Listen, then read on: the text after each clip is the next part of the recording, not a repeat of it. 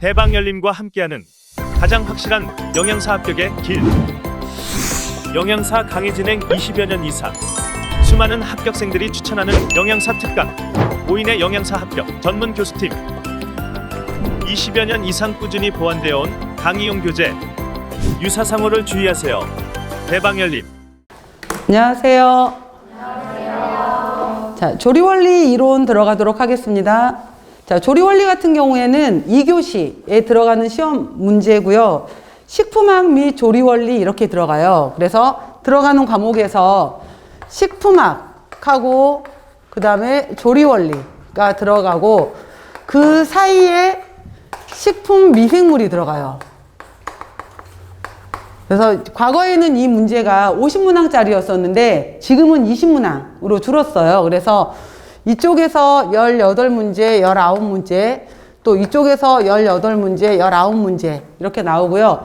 식품 미생물 쪽에서 3문제, 4문제 이렇게 겹쳐져요. 그래서 나오게 되는 건데 최근에 문제 경향은 뭐냐면은 조리원리하고 식품학하고 굉장히 비슷한 문제들이 많이 나온다라는 거예요. 그래서 이 문제에 있어서 경계 범위가 조리 문제처럼 보이는데 식품학 문제고 식품학 문제처럼 보이는데 조리 문제에 가깝고 해서 경계가 굉장히 애매하기 때문에 양쪽을 같이 공부를 잘 해놓으시게 되면은, 그리고 문제 자체가 많이 복잡하진 않기 때문에 조금은 좀 쉽게 접근하실 수 있는 부분일 거라고 생각이 됩니다. 그리고 식품 미생물 같은 경우에는 제가 이쪽 같은 경우에는 이제 미생물 이름으로 해서 뭐 곰팡이, 세균, 효모 이렇게 나오게 되는 건데 주로 많이 나오는 부분에 해당이 되는 것들이 발효예요. 그렇기 때문에 한 문제 정도씩에 해당이 되는 것들은 발효 문제로 나오게 되는 건데, 이거는 제가 김치 발효라든지 유제품 발효라든지 해서 조리 부분에서 들어갈 때 이 정도에 해당되는, 어차피 우리가 쓰는 문제가 아니잖아요.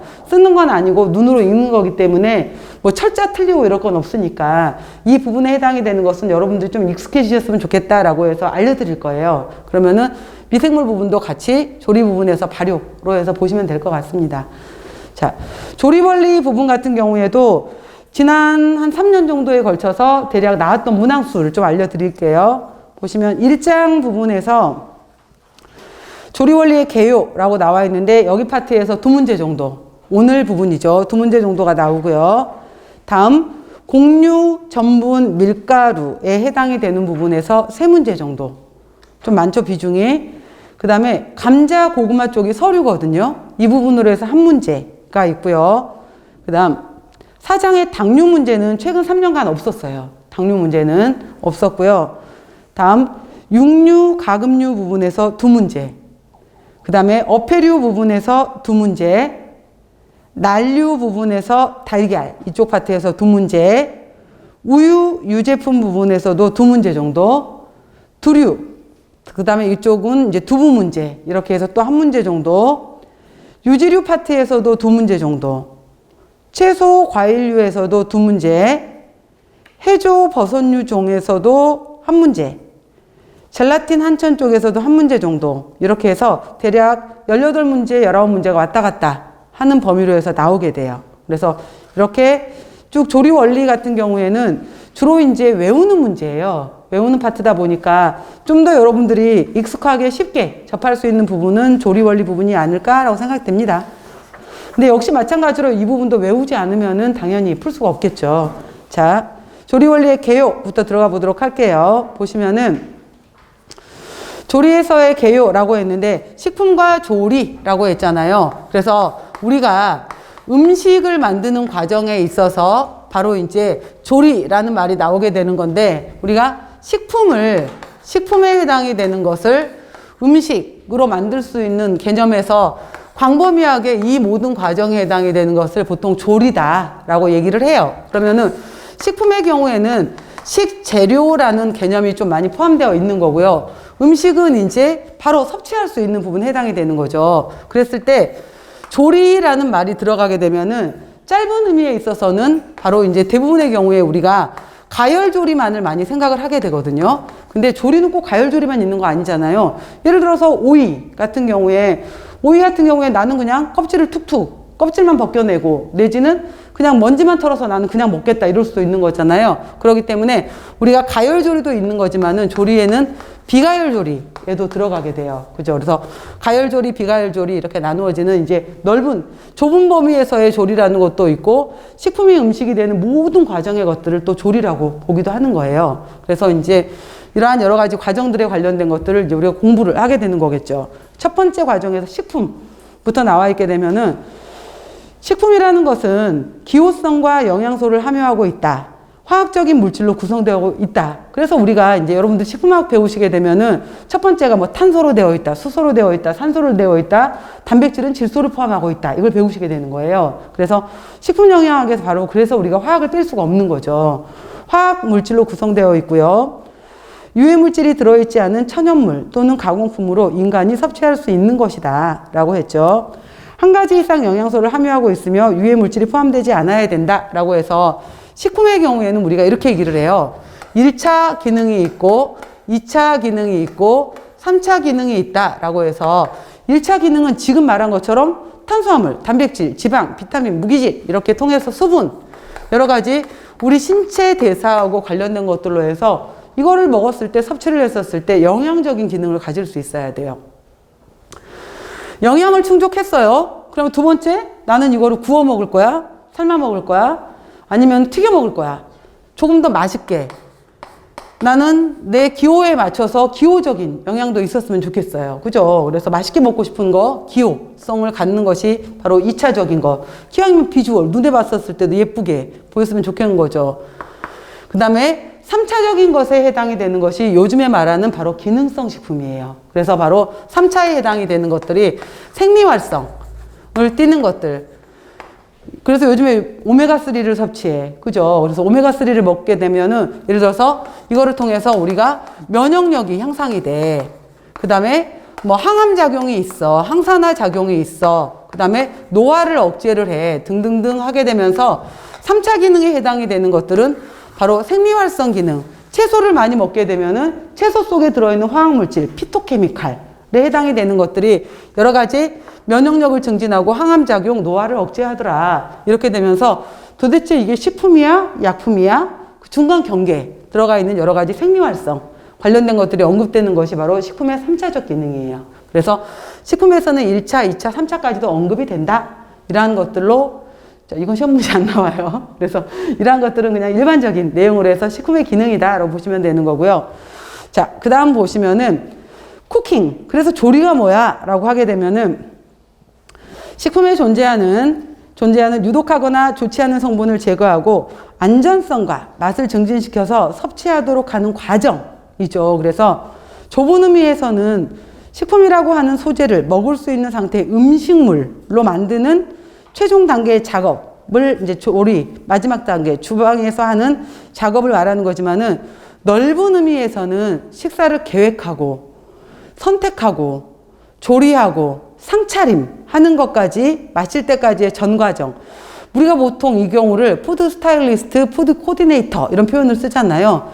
이 전체 과정을 다 조리라고 볼 수 있다라는 거죠. 그래서 21세기의 조리의 과정은 과학이고 예술이다라는 표현을 썼는데 어떻게 보면은 과학하고 예술은 별개인 것처럼 보이잖아요. 근데 과학의 의미는 뭐냐면은 과학은 예를 들어서 뭐 손맛이야 이렇게 말을 하는 것이 아니라 표준 레시피 누구라도 이렇게 만들었었을 때 똑같이 나타낼 수 있도록 반복 가능하고 재현 가능한 거 이게 과학이에요. 그 다음에 예술적이다 라고 말하는 것은 똑같은 당근 하나를 가지고서도 꽃처럼 예쁘게 만들어낼 수 있는 것들 여러 가지 창의적이고 이러한 것들을 예술이라고 표현할 수가 있겠죠. 자, 그래서 식품으로 갖추어야 될 기본 조건이 5가지는 알아놓으세요. 큰 제목으로만. 자, 보시면은 식품이라면 첫 번째 영양적인 면을 가지고 있어야 되겠죠. 그래서 5대 영양소의 배합, 탄수화물, 단백질, 지방, 비타민, 무기질 이러한 배합이 되어 있으면서 또 소화, 흡수가 쉬워서 영양 목적을 충분히 달성할 수 있어야 되겠다라는 영양적인 면에 있어서 다음 기호적인 면, 식품의 빛깔, 냄새, 맛, 형태 등을 좋게 하는 등의 기호적인 가치를 가지고 있어서 식욕을 증진하고 소화액의 분비를 촉진한다 라고 했었는데 이거는 요즘에 여러분들 우리가 관능평가라는 말을 들어보셨을 거예요. 그래서 그 신제품을 만들거나 이럴 때는 관능평가를 실시를 하잖아요. 그래서 맨 처음에 눈으로 봤었을 때 일단 먹고 싶어야 될 거 아니에요. 그래서 시각적인 것을 평가를 할 것이고요. 그 다음에 코 자체로 냄새를 맡아봤었을 때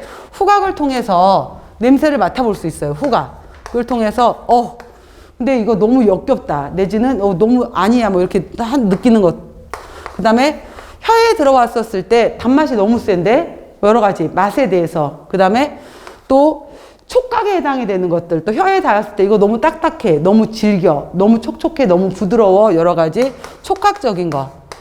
그 다음에 다른 사람이 먹는 소리를 들었을 때 ASMR, 나도 같이 먹고 싶어진단 말이에요. 그래서 청각적인 것. 그래서 이거를 우리가 관능평가에 해당이 되는 것을 오감을 같이 평가를 한다라고 하게 되는데 이거 굉장히 중요해요. 이게 단순하게 어떠한 사람의 주관적인 평가인 것 같지만은 이거를 통계학적으로 돌렸을 때 모든 사람들이 통계적으로 다 같이 좋아할 수 있는 신제품이 역시 대박이 나겠죠. 그래서 이러한 것들에 대해서 이러한 것들 눈으로 그 다음에 냄새로 그 다음에 이러한 것들을 같이 평가할 수 있는 것들을 통해서 그래서 식품 회사에서 또 왜 화장품 회사 특히 향수 회사 이런 데서도 마찬가지로 관능평가 되게 중요하잖아요. 이러한 것들 되게 중요하게 여겨서 그 특정 대학원 같은 경우에는 식용과 위쪽 대학원에서 관능평가만 하는 석박대학원이 따로 있어요. 저도 제가 다시 만약에 다른 전공을 선택한다면 저는 이쪽 대학원을 한번 해보고 싶어요. 그래서 이쪽 관능평가 굉장히 매력 있는 쪽인 것 같아요. 평가 쪽으로 해서 좀 예민해야 되겠죠. 이쪽 같은 경우에는. 그리고 이제 이러한 부분이 있어서 관능평가 오감 좀 알아놓으시고요. 그리고 우리가 이 음식의 풍미는 어떠해? 라는 용어를 쓰거든요. 그래서 이거는 그냥 참고로 알아놓으세요. 그래서 풍미라는 말을 쓸 때는 우리가 플레이버라는 말을 쓰게 되는데 이 플레이버라는 의미는 뭐냐면은 가장 대표적인 것이 제가 봤었을 때는 포도류인 것 같아요. 포도나 거봉 같은 경우를 그 알맹이가 있는 상태에서 껍질이 있는 상태에서 우리가 코에 대봤을 때는 별로 향이 안 나잖아요. 근데 이거를 입 안에 터트려서 입 안에 들어왔었을 때 그래서 그 와인 소믈리에 이런 분들 같은 경우에도 그 이분들한테 그 은으로 된 목걸이 있는 거 아시죠? 은목걸이가 있어요. 그래서 이 은으로 된 목걸이를 차요. 그 다음에 이렇게 여기 이제 투명한 그 은목걸이 같은 데다가 와인에 해당이 되는 것을 부어요. 그래서 색깔을 이제 농도를 보는 거예요. 그래서 얘 와인의 이제 빈티지를 살펴보는 거죠. 얘가 해 것인지 아니면은 얼마나 발효된 것인지를 찾아내요. 또 한 가지가 섞인 건지 두 가지가 섞인 건지 세 가지가 섞인 건지를 찾아내요. 그 다음에 이거를 이제 눈으로 찾아낸 다음에 그 다음에 얘를 입에다 넣어요. 근데 입에 넣고 난 다음에 바로 삼키는 것이 아니라 바람을 공기를 넣잖아요. 훅 하고 공기를 넣은 다음에 입안에서 혀를 굴려요. 그러니까 입안에서 혀를 굴리게 되면은 이 들어온 향이 이제 인후두 뒤쪽으로 해서 코 뒤쪽에 후각을 확 펼쳐지는 거예요. 그렇게 되면서 바로 삼키는 게 아니에요. 그래서 사실은 그때 왜 대장금에서 장금이가 홍시 맛이 난다라고 했었잖아요. 홍시 맛이 나서 홍시 맛이 난다고 했건을 이렇게 얘기를 했잖아요. 그래서 이 맛에 대해서 굉장히 음식을 잘하는 사람은 혀가 발달된 사람들이 아니라 코가 발달된 사람들이에요. 그래서 코가 발달된 사람들은 결국은 이거 무슨 냄새인데? 라고 하는 것은 코를 통해서 뇌가 발달이 된 거예요. 그러니까 뇌에서 바로 이 냄새는 뭐야? 라고 즉각적으로 반응을 하는 거예요. 그래서 우리가 맛을 느끼는 것도 혀지만 이 맛을 통해서 뇌가 받아들이는 거거든요.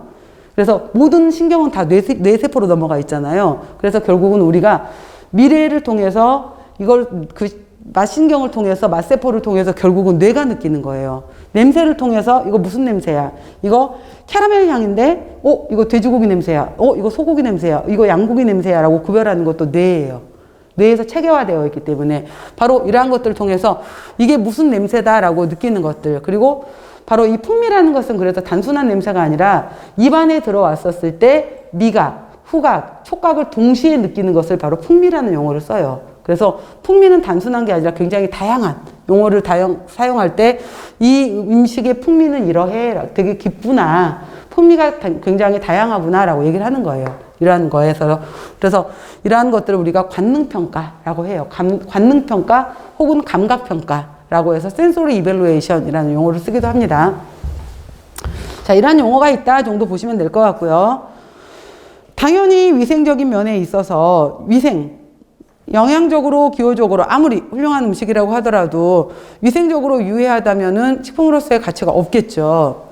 그 다음에 영양사 일 하시면서 이제 여러분들께서 영양사 면허증을 취득하시고 나서, 참고로 저 같은 경우에 영양사 면허증, 영양사 일을 저도 했거든요. 짧게, 길진 않아요. 짧게 10년, 10개월 일을 했었었는데, 그 일을 하면서, 그러니까 저는 굉장히 이제 제가 강의를 현재 하고 있잖아요. 근데 굉장히 유리했던 게 있어요.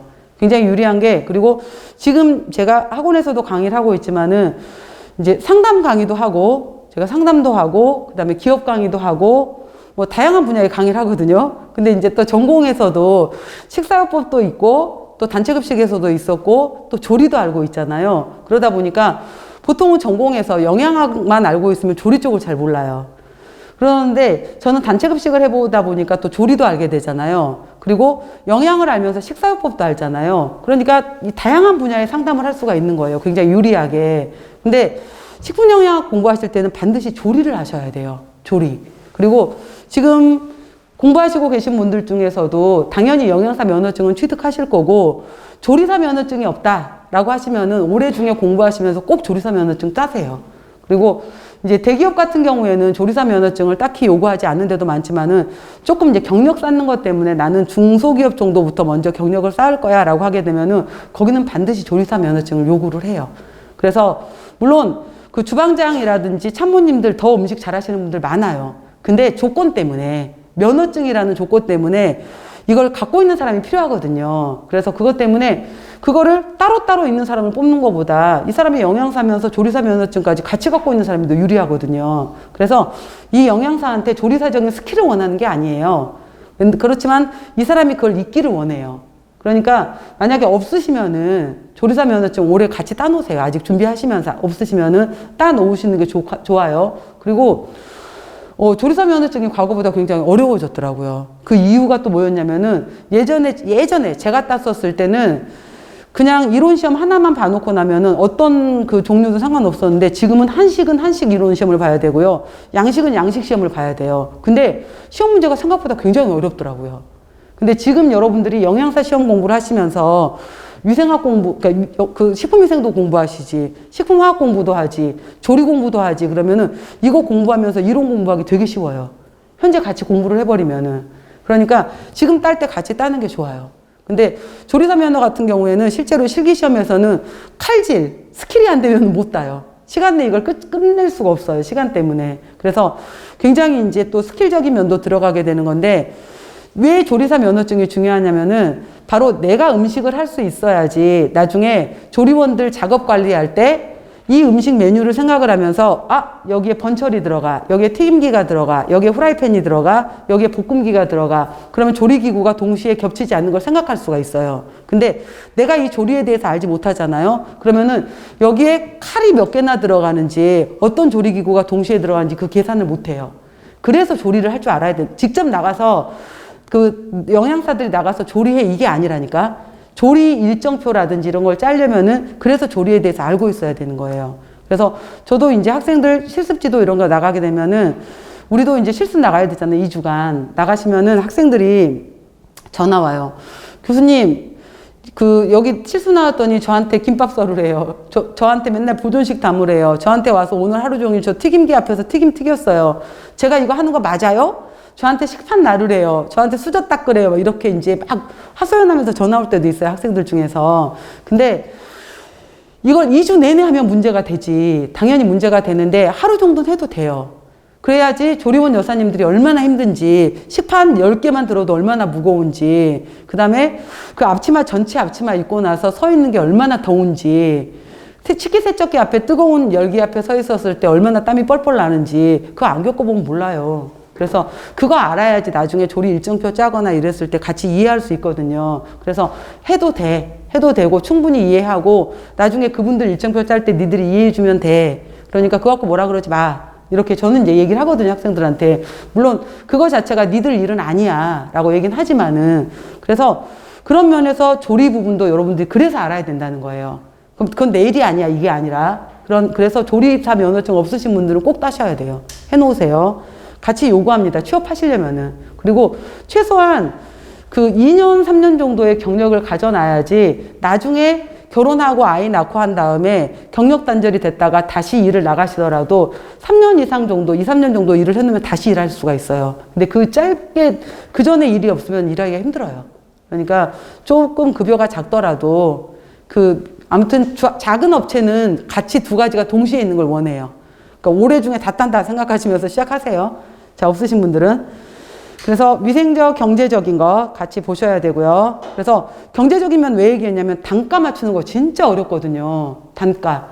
그래서 일부 이제 식품업체 같은 경우에는 영양사 영양사 이제 면접 볼 때 요즘 뭐 예를 들어서 4,000원에 맞춰서 식단을 짜봐라. 요즘에 뭐 5,000원짜리에 해당이 되는 식단 구성을 해봐라. 이런 것들도 시켜요. 요즘에 지금 현재 해당이 되는 달걀 한 판 가격을 알고 있느냐. 이러한 것들, 현재 시장 흐름에 관련된 것들 있잖아요. 이것도 모르면서, 그다음에 식재료에 관련된 이러한 것들도 질문해요, 실제로. 그래서 이러한 여러 가지 식재료에 대한 흐름이라든지 원가 비율이라든지 이러한 것들도 같이 알고 있어야 돼요. 전체적인 거, 경제적인 면 당연히 알아야 되겠죠. 그다음에 여기에다가 영양, 기호, 위생, 경제 잘 알고 있었어요. 근데 최근에는 여기에 이제 환경적인 면도 들어가요. 그래서 요즘에 학교급식에서는 수요일 같은 경우에 수다날이라고 정하잖아요. 그래서 수요일은 다 먹는 날.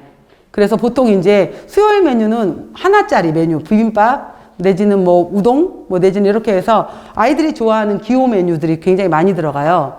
그렇게 해서 여러 가지 이제 좀 잔반이 많이 남지 않게끔 하는 그런 메뉴로 들어가기도 하고요. 그 다음에 잔식 이렇게 하게 되는데 잔반, 잔식. 근데 잔반은 배식을 받아간 다음에 배식을 받아간 급식자가 남겨오는 거. 그러니까 가져갔는데 오징어 볶음이 너무 맛이 없어. 그래서 남겨온 것은 잔반이라고 해요. 그 다음에 잔식은 뭐냐면은 내가 오늘 100인분을 만들었는데 50명밖에 안 와갖고 50명분이 남아버린 거야. 얘는 잔식이에요. 그래서 잔반과 잔식의 차이인데 결국은 잔반도 손실이 되는 거고 잔식은 더 큰 손실이 되겠죠. 수요 예측을 못했으니까. 그러니까 이러한 것들도 문제가 되는 거예요. 근데 이러한 것들도 있고요. 그래서 최대한 이걸 안 만들어내는 게 굉장히 중요한 거겠죠. 원가 이러한 부분에 있어서. 그리고 요즘에는 작년부터인가 이게 이제 우리나라도 마찬가지로 우리 서울 경기 지역에서 한 달에 2번씩 채식데이가 있어요. 초등학교, 중학교에서 아실지 모르겠는데 그래서 모든 메뉴를 한 달에 2번 정도씩 채식 메뉴로만 짜는 거예요. 그래서 이제 육식 없이 채소를 여러 가지 이런 메뉴들로 짜보자라고 해서 채식데이도 있더라고요. 그래서 또 이제 그거를 꼭 그게 육식을 먹지 말자 뭐 이런 의미라기보다는 소를 키우고 이러는 과정에서 여러 가지 CO2 배출 이런 문제들이 많아지잖아요. 그래서 예를 들어서 여러 가지 문제 중에서 로하스라고 했잖아요. 이 로하스 같은 경우에도 라이프 오브 헬스, 건강한 삶이에요. 그 다음에 마지막에 붙어 있는 이 S가 서스테이너빌리티라고 해서 이 서스테이너빌리티가 해당이 되는 서스테이너빌리티가 지구 환경 보존이에요. 그래서 결국은 지구를 보존하자예요. 지구를 보존하자. 그래서 보시면 여기에서도 로컬 푸드라는 것도 이 음식이 생산되는 그냥 이건 의미만 알아놓으세요. 이 음식이 생산되는 곳으로부터 반경 300에서 400km 이내에 있는 음식을 섭취하자 이거예요. 거리가 멀어지면 멀어질수록 그만큼 이동거리가 멀어지게 되면은 석탄연료, 석유연료를 많이 사용해야 되잖아요. 그러니까 바로 가까운 음식을 먹자라는 것도 로컬 푸드가 그 의미거든요. 그리고 푸드 마일리지도 마찬가지예요. 푸드 마일리지도 지금 요즘에 오렌지가 많이 캘리포니아에서 들어왔다. 그러면 캘리포니아 오렌지가 우리나라까지 들어오려면은 배를 타고 왔어. 그럼 배를 타고 오는 이동거리 동안에 석유를 이용해서 들어왔을 거 아니야. 그 기간의 거리와 석유를 사용했던 그 시간만큼의 연료 양만큼의 CO2가 엄청나게 많이 발생됐을 거 아니에요. 푸드 마일리지가 길어질수록 그만큼 지구 환경에 문제가 되었다라는 거예요. 그 다음 슬로우 푸드의 의미라고 물어보게 되면은 대부분 이렇게 대답을 해요. 슬로우 푸드가 뭘까요? 라고 질문을 하게 되면은 패스트푸드의 반대 아니에요? 라고 물어보게 되는데 맞아요. 패스트푸드의 반대인 건 맞는데 이 슬로우 푸드는 원래 의미는 천천히 만들어지는 음식, 발효되는 음식이잖아요. 근데 이 의미보다 더 중요한 게 있어요. 전통 음식을 보존하자는 거예요. 그 지역의 지역 음식, 그러니까 패스트푸드라는 것은 어디를 가도 맥도날드 똑같아. 그렇잖아요? 전 세계적으로 어디를 가도 맥도날드라는 건 똑같은 건데, 슬로우 푸드라는 것은 이탈리아 그 지역만의 음식, 그 다음에 한국에서 뭐 예를 들어서 전라도 그 지역만의 음식, 경상도 그 지역만의 음식이 있을 거 아니에요. 그 시간을 두고 익혀지는 그 지역의 전통 문화, 전통 음식을 먹자의 개념이 더 큰 거예요, 슬로우 푸드는. 그 다음 로아스 같은 경우에서 건강한 삶과 S, Sustainability, 지구 환경의 보존이에요. S. 에코 쿠킹, 메아리 이런 것들도 마찬가지로 지구 환경. 그린 테이블, 지구 환경 이란 거예요. 그래서 마지막은 환경의 의미까지 들어가 있다라는 것까지. 자, 여기까지는 그냥 일반적인 얘기였었고요. 지금부터 이제 들어가요. 조리의 목적 보시면은 아까 조리는 가열 조리도 있고 비가열 조리도 있다라고 했어요. 자, 조리를 통해서 좀 더 맛있게 내가 좋아하는 기호성을 향상시킬 수 있다라고 해서 조리법에 따라서 찐 고구마, 군 고구마, 튀긴 고구마 다 맛이 달라질 수 있잖아요. 생고구마 다 달라질 수 있어요. 기호성이 달라질 수 있고요. 또 소화성이 향상될 수 있다. 그냥 생으로 씻어서 먹는 것보다 구웠더니 익혔더니 쪘더니 소화성이 더 좋아지더라. 바로 효소 작용이 쉬워지게 되면서 소화흡수가 증가를 하게 되고, 또 조리 과정 중에서 절단, 자르고 물에 담그고 조미하고 가열내는 과정에서 부드러워지면서 소화, 효소가 침투하기가 더 쉬워져요. 그 다음 세 번째, 세척, 침수, 가열하는 동안에 아린 맛, 독한 맛, 불쾌한 성분들이 제거가 돼요. 또 병원균, 기생충, 농약 이런 것들도 제거가 되면서 좀 더 안전성 부분도 향상이 돼요. 씻어낼 수 있는 것들은. 또 외관 풍미 여러 가지 조화를 통해서 더 맛있게 관능적인 품질, 아까 맛, 냄새, 온도, 질감 여러 가지 것들, 그리고 여기에다가 마늘을 사용했더니 빵에다가도 뭐 갈릭, 그죠? 소스를 뿌렸더니 더 맛있어졌어요. 허브 넣었더니 더 맛있어졌어요. 여러 가지 관능적 품질이 향상이 되었고요.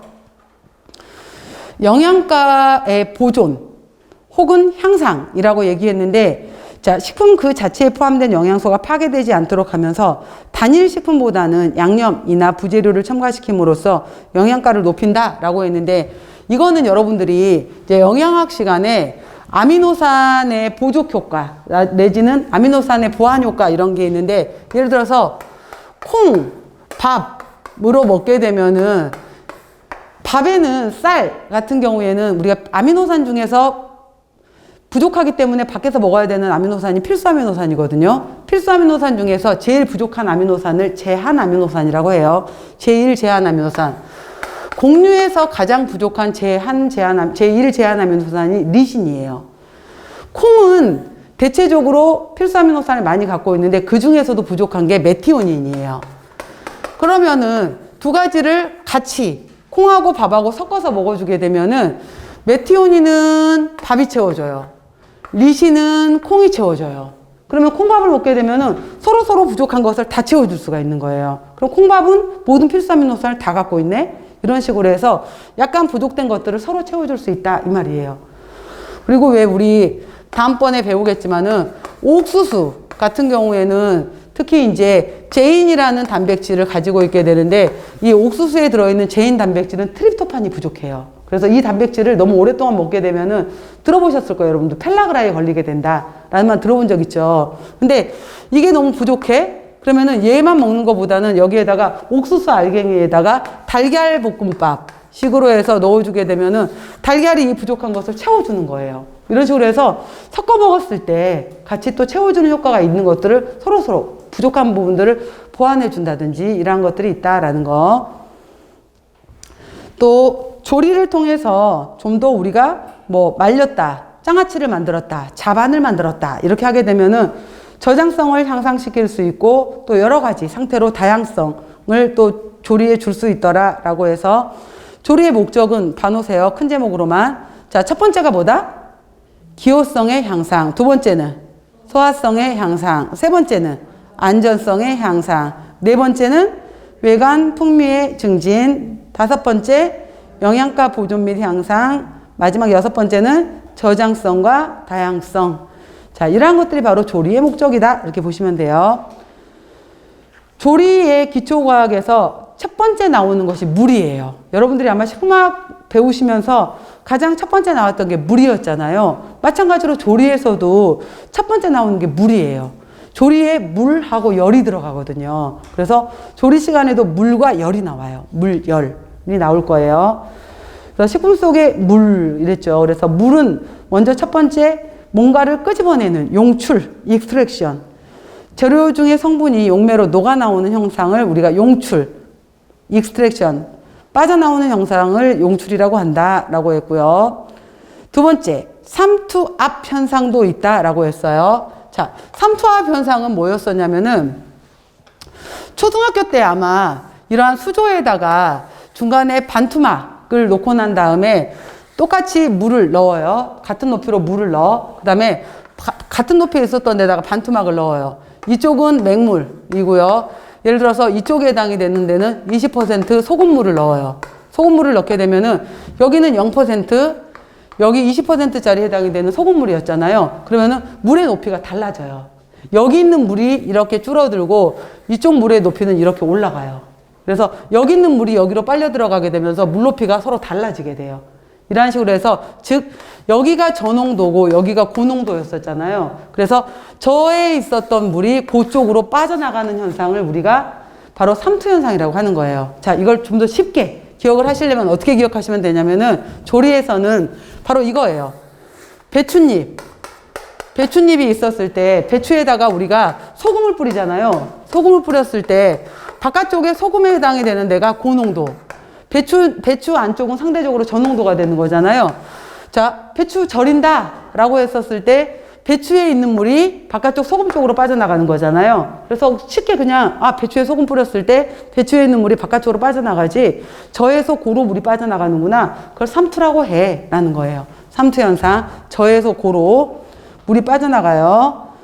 그래서 바로 이제 소금에 담가 놓으면 염장, 설탕에 담가 놓으면 당장이라고 하는 거예요. 그리고 이렇게 이동할 수 있는 물에 해당이 되는 것들을 우리가 바로 자유수라고 해요. 자유수. 그래서 이렇게 왔다 갔다 이동할 수 있는 물들을 자유수라고 하는데 자유수 중에서도 미생물이 이용할 수 있거나 움직일 수 있는 물들을 우리가 워터 액티비티, AW라고 해요. 그래서 바로 이 AW에 해당이 되는 건데 미생물들에 해당이 되는 것들은 AW가 0.6 아래로 떨어지면 거의 증식을 못해요.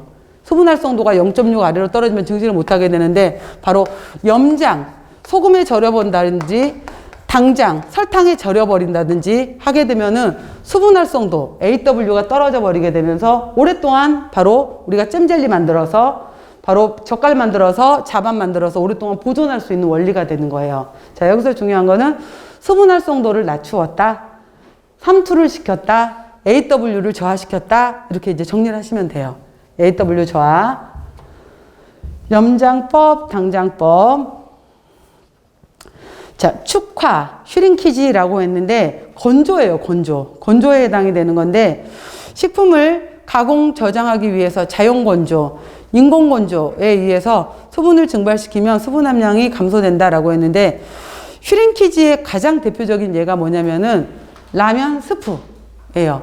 라면 스프 생각해 보면은 안에 거의 재료가 30에서 50가지가 들어간대요. 라면 스프 안에. 그럼 보면은 여러분들 왜 당근도 들어있고 버섯도 들어있고 대파도 들어있는 거 보이시죠? 그 잎자들. 그 다음에 다시마도 들어있고 건다시마 이러한 것들 쭉 들어있잖아요. 그러한 것들 굉장히 작게 건조시켜 놔버린 것들을 바로 슈링키지, 축화시켰다라고 하게 돼요. 바로 축화라고 하는 거고요. 자, 수분 함량 감소시켰죠. 건조법에 의해서. 그 다음에 스웰링, 물이라는 것은 이제 부풀어요. 건조된 것을 물에 불리게 되면은 다시 불어나게 되는 현상이죠. 그래서 무한팽윤이 있고 유한팽윤이 있는데 무한팽윤은 팽윤 되다 어느 날 어느 순간에 형체가 사라져 버리는 거예요. 이게 뭘까요? 젤라틴이에요, 젤라틴. 여러분들 판상 젤라틴이나 혹시 가루 젤라틴 본 적 있어요? 판상 젤라틴, 가루 젤라틴은 불투명한데 넣었다가 나중에 사라져 버리고 없잖아, 안 보이잖아요. 이거예요.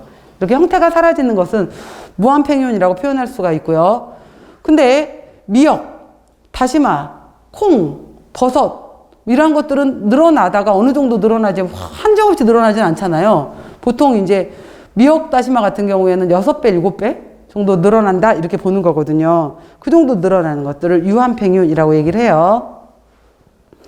팽윤, 스웰링. 자, 기화열이라는 것은 액체가 기체로 변화될 때 사용되는 열을 기화열이라고 하고요. 융해열이라는 것은 고체가 액체로 변할 때 사용되는 열을 융해열이라고 하더라. 그냥 이름만 보셔도 되고요. 그 다음에 연수, 경수가 있는데 연수는 칼슘, 마그네슘을 함유하지 않는 물을 연수. 그래서 일반적인 우리 수돗물 있잖아요. 수돗물은 다 연수예요. 다 걸러버리고 정수돼서 나온 연수 해당이 되는 거고요.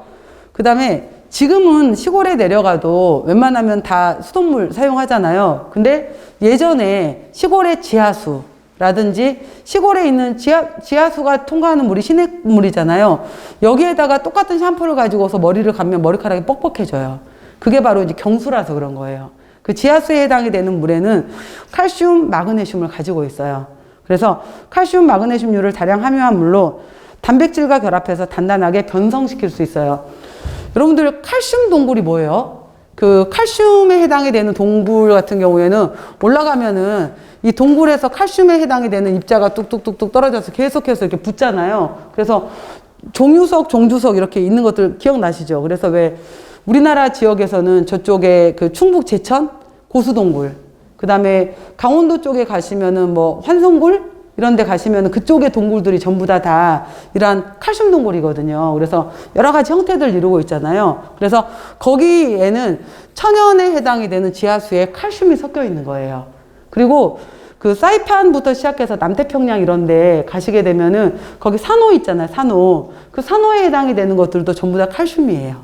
그래서 그쪽에, 그러니까 예전에 저도 이제 이쪽에 저희 그 친척분이 계셔서 지금은 이제 아파트인데 예전에 제가 그 대학 때 갔었을 때 이제 주택이셨거든요. 근데 거기에 그 펌프가 있는 주택이었었어요. 그래서 그 펌프를 이용해서 이제 그 3차옥 지역이었었는데 펌프를 이용해서 이렇게 였었는데 빨간 다라에다가 물을 퍼놨는데 밑에 하얗게 깔려 있는 거예요. 그 하얀 게 전부 다 칼슘이었던 거예요. 전부 다 그쪽 지역에는 이제 기본적으로 지하수 자체에도 이 칼슘이 많았던 거죠. 그래서 이 칼슘을 그러니까 그래서 실제로 이 물을 이용해서 이제 위에 정제해서 맑은 물만 조리에 이용하는데도 불구하고 이 물을 이용해서 커피를 끓여 마시잖아요. 커피 맛이 틀려져요.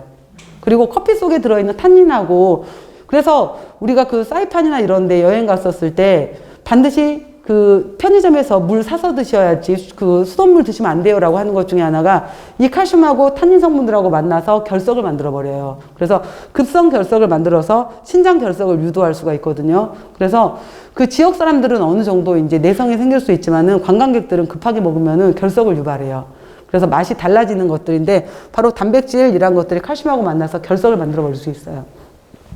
그래서 맛이 정말 틀렸어요. 그때도 저도 느꼈던 건데 바로 이러한 것들이 결합해서 단단하게, 그래서 단단하게 변성시킨다라고 해서 경수라고 하는 거예요. 단단한 물이다. 경.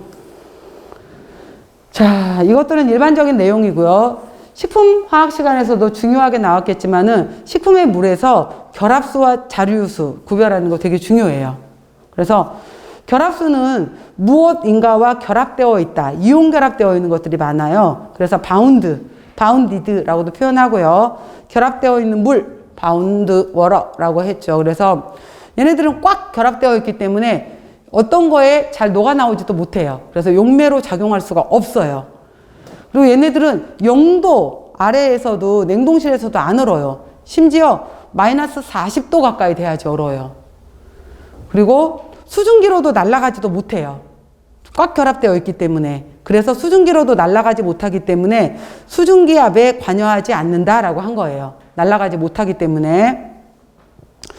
꽉 결합되어 있기 때문에 유리수에 비해서 밀도가 높다라고 하는 거고요.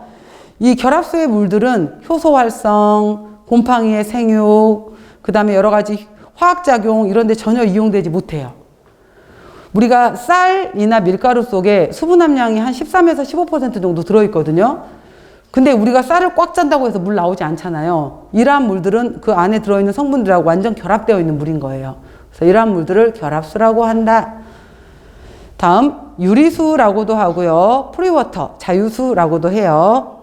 자, 염, 당, 수용성 단백질, 수용성 비타민과 같은 가용성 물질을 용해시킬 수 있어요. 녹일 수 있어요. 전분이나 지질과 같은 입자가 큰 것들은 분질 상태, 교질 상태로 만들어줄 수 있어요. 이것들은 0도면 얼어요. 또 건조시키면 날아가요. 미생물이 쉽게 이용할 수 있어요. 그러니까 일반적인 물을 말하는 거예요. 우리가 뭐 육원전 이런 거 만두 할 때 두부물 꽉 짜내잖아요. 빠져나오는 물. 바로 이렇게 빠져나올 수 있는 물을 유리수, 자유수라고 한다 이 말이에요. 자, 그래서 자유수, 그 다음에 이러한 결합수 두 가지 차이점 알아놓으시고요. 그 다음 물과 용액이 있게 되는 건데, 자, 이거는 이렇게 구별을 해요. 입자에 따라서 우리가 마이크로미터가 있고요. 나노메타가 있어요. 그러면은 마이크로미터는 10의 마이너스 6승 미터를 말하는 거고요. 나노메타는 10의 마이너스 9승 미터를 말해요. 나노 입자라고 말하는 것들 있잖아요. 너무 길게 했다. 마이크로미터, 나노미터 이건데, 자, 이 나노미터를 기준으로 했었을 때 1나노메타, 100나노메타 1나노메타보다 입자가 굉장히 작은 것을 우리가 진용액, 그래서 입자가 작아서 용매 속에 용질이 완전히 녹아있는 상태를 우리가 용액이다 라고 해요. 그래서 이거 소금물, 설탕물 같은 경우에는 완전히 녹아있어요. 이러한 것들은 우리가 진용액 상태로 녹아있다, 트루 솔루션이라고 얘기를 하는 거고요. 입자가 상대적으로 1에서 100나노메타 사이로 입자가 커요. 입자가 커서 얘네들은 용매 용질처럼 완전히 녹아있지는 못해요. 그래서 이것들이 분산질에 해당이 되는 것들이 떠 있을 수 있도록 도와줘요. 누가?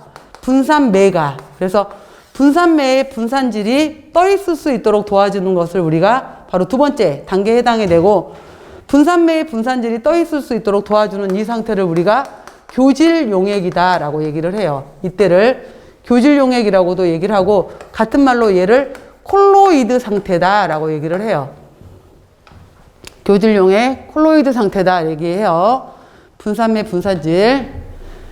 그리고 여기 상태에 해당이 되는 것은 바로 이제 이게 시험 문제로 잘 나오는 파트인데, 교질 용액, 콜로이드 상태에 해당이 되는 것들은 대표적인 예가 우유, 두유 이란 거예요. 곰국. 그러면은 우리가 왠지 우유 먹을 때 흰 우유 한번 흔들어서 먹어야 될 것 같아. 두유 왠지 한번 흔들어서 먹어야 될 것 같아. 근데 우유, 두유 밑에 안 가라앉아 있어요. 근데도 괜히 습관적으로 왠지 흔들어 줘야 될 것 같은 느낌이 드는 거죠. 느낌만. 근데 이것들은 입자가 큰데, 입자가 큰 1에서 100나노메타 사이에 해당이 되는 입자가 크지만은 서로 밀어내는 힘을 갖고 있어요. 서로 밀어내는 운동을 바로 브라운 운동을 하고 있다라고 해요. 그래서 서로 밀어내는 브라운 운동을 하고 있기 때문에 얘네들은 가라앉아 있지 않아요.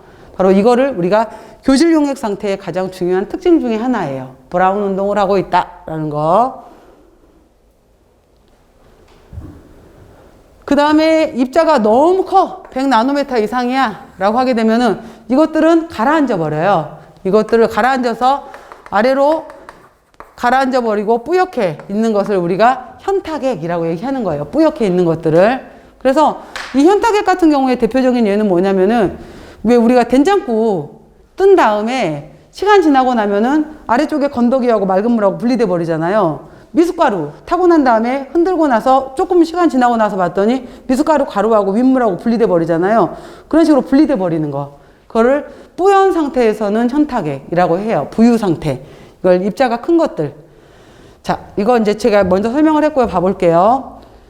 진용액은 트루 솔루션 1나노메타 이하의 분자로 분자 운동을 하고 있다라고 했고, 얘는 완전히 녹아 있어요. 용매 속에 용질이 완전히 녹아 있는 상태.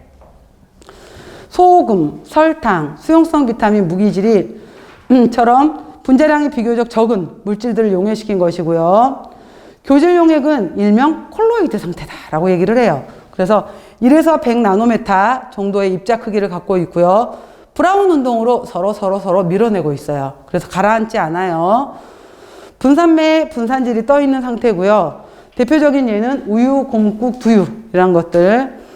자, 이것들은 물에 분산되어 있는 상태로 존재한다 라고 했고요. 일단 넘겨보세요.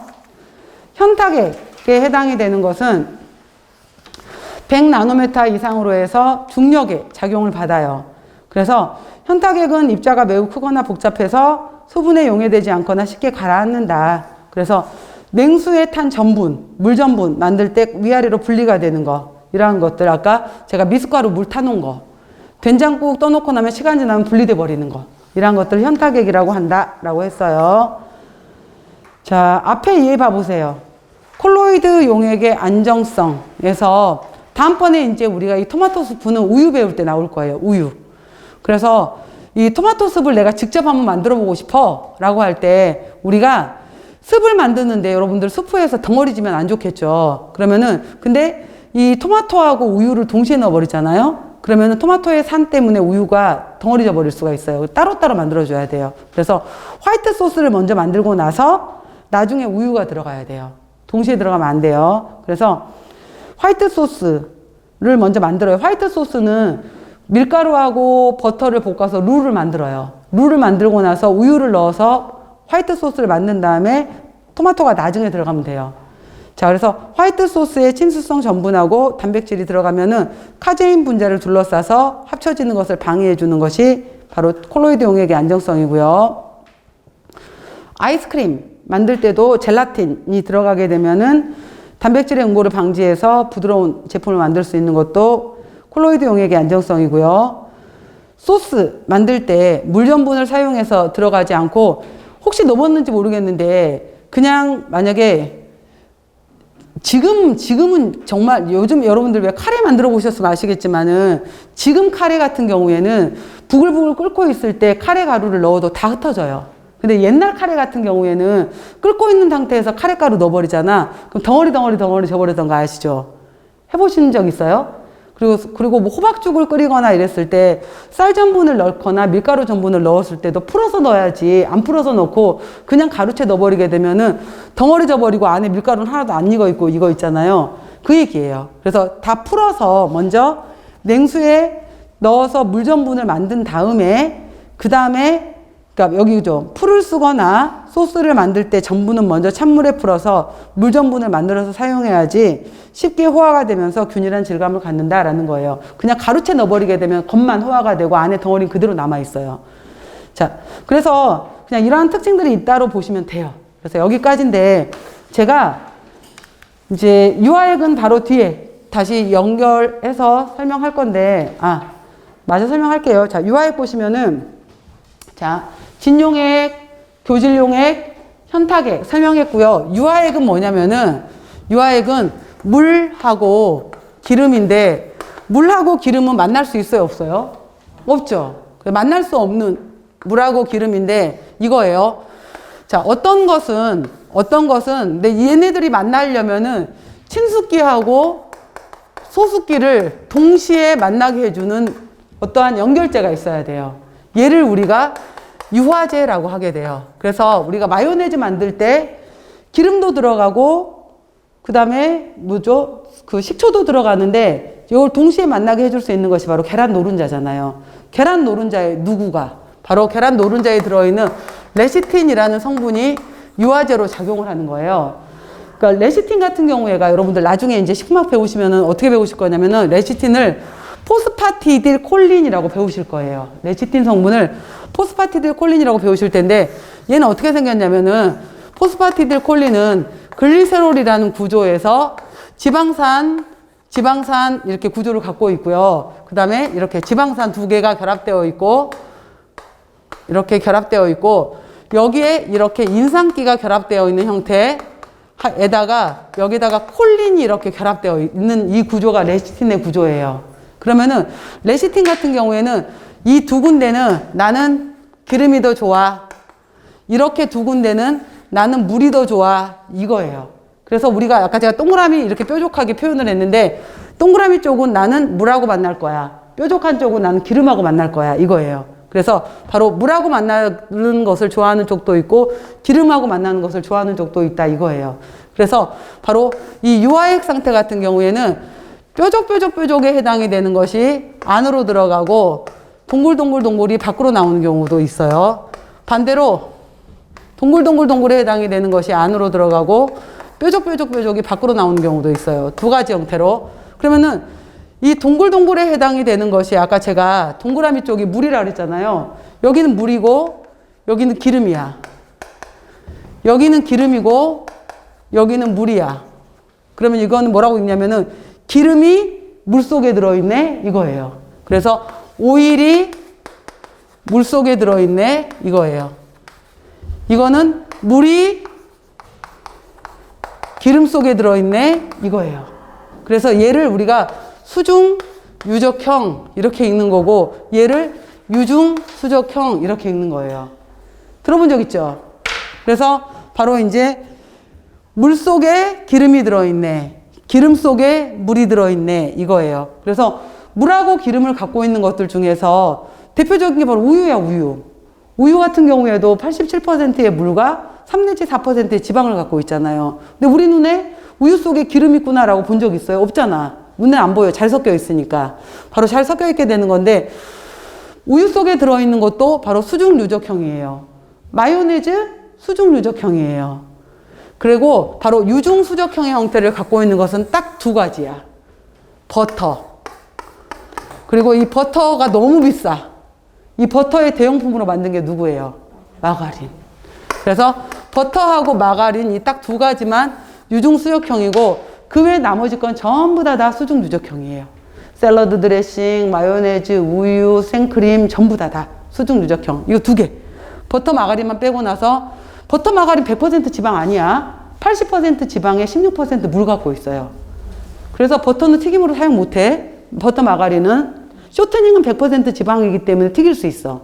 근데 버터는 못 튀겨요. 마가린은 튀기지 못한 이유가 수분을 갖고 있기 때문에. 자, 아시겠죠? 차이점. 그래서 얘네들 두 개는 유중수적형이라고 한다라는 거예요. 그래서 바깥쪽이 기름, 안쪽이 물. 그래서 쓸 때는 워터 인 오일. 유중수적형 이렇게 쓰는 거예요. 쓸 때. 그래서 이런 특징들이 있다라는 거.